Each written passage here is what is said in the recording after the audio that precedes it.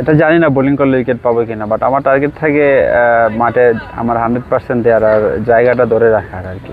তো এটা নিয়ে আমি কাজ করছি অনেক দিন ধরে, লাস্ট 2 বছর থেকে আমি কাজ করতেছি কেমনে ভালো করা যায়।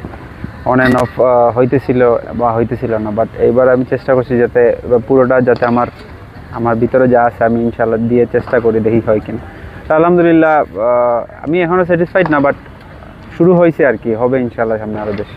তো আমরা খুবই ব্যাকফুটে ছিলাম ফার্স্ট থেকেই, যে ফার্স্টে 4 উইকেট চলে গেছিলো, তারপরে আমিও আউট হয়ে গেছিলাম, পাটোয়ারি ফিনিশ করছে। তো এরকম ম্যাচগুলো জিতলে অবশ্যই টিমের মধ্যে যে বন্ডিং যে বিষয়টা আছে না, এটা আরও বাড়তে থাকে, আরও কনফিডেন্স বিল্ড আপ হয় সবাই সবার প্রতি। এটাই আমি ম্যাচ বাই ম্যাচ চিন্তা করি, দিন শেষে তো সবাই চায় যে নাম্বার 1-এ থাকতে, কিভাবে থাকা যায় এর চেষ্টা করতে। আমার চিন্তা থাকে ম্যাচ বাই ম্যাচ ভালো করে যাতে টিমকে একটা টপে নিয়ে যেতে পারে, সাথে আমার পারফরমেন্সটাও যাতে টপে থাকে। সবসময় তো ওরা মানে এক্সপেকটেশন তো থাকে যে ওরা ভালো খেলবে, কিন্তু হয়তো ওই দিন হয় নাই।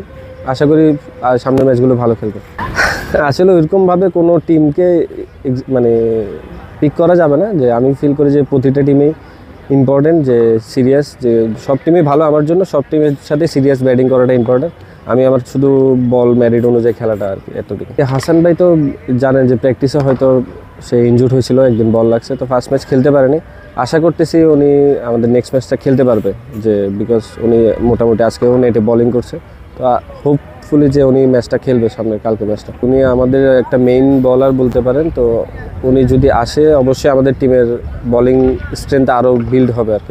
স্পেশালি মেসেজ কোচ লাস্ট ম্যাচে একটা জিনিসে বলছে যে এইসব ম্যাচ, যে ম্যাচটা আমরা জিতলাম, এটা খুবই ভালো একটা মানে বুস্ট আপ করবে টিমের জন্য, এবং এখান থেকে যেন আমরা শিক্ষা নিতে পারি, যে মিস্টেকগুলো করছি সেগুলো যেন আমরা পরবর্তীতে না করি, এই জিনিসটাই।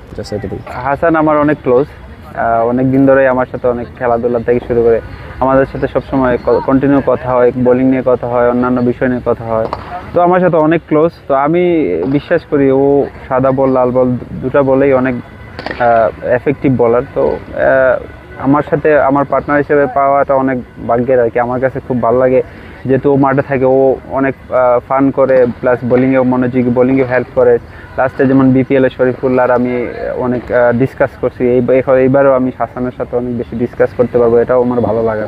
যে কোনো টিমে একটা লেফট আর্ম পেস বোলার থাকা অনেক effective, but unfortunate last match খেলতে পারে না, এই হয়তো টিম কম্বিনেশনের কারণে। বাট আমার মনে হয় আমরা যে 4 জন আছি, 4 জনই অনেক কোয়ালিটিফুল বোলার।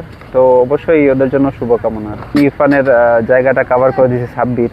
দেখেন এরকম একটা অলরাউন্ডার বা এরকম যদি মোটামুটি বোলিং করতে পারে, মোটামুটি না তো বলবো ভালোই বোলিং করতে পারে, যদি টিমে থাকে আপনার এক্সট্রা বেনিফিট আর কি। ধরেন আমাদের একটা বোলার শট ছিল কালকে, আমরা মনেই হয় না যে বোলার শট, এখানে সাব্বির ভালো বল করে দিয়ে গেছে। তো এরকম টিমে থাকা অনেক আমাদের জন্য বেনিফিট আর কি, যে আমরা ভবিষ্যতে যদি আমাদের কোনো এরকম সিচুয়েশন হয়, বোলিং খারাপ হইতেই পারে, তখন ওরা কভার করতে পারে আর কি। হ্যাঁ, ডোমেস্টিক্যালি দেখেন 3-4 জন কোচের মধ্যে উনি একজন আছে বোলিং কোচের মধ্যে। তো আমার কাছে ফিল হয় না, আমি ওনার সাথে টাইগার্সেও কাজ করছি, এইচপিতেও কাজ করছি, উনি আমাকে চিনে, আমি ওনাকে চিনি, আমার কি দরকার উনি বুঝে, আমি বললে উনি আমার কথা শুনে। তো এরকম আন্ডারস্ট্যান্ডিং কোচ পাওয়াটাও ভাগ্যের ব্যাপার। তো আমার কাছে ভালো লাগতেছে যে তালহা জুবায়ের ভাই আমার সাথে আছে, এটাই আর কি।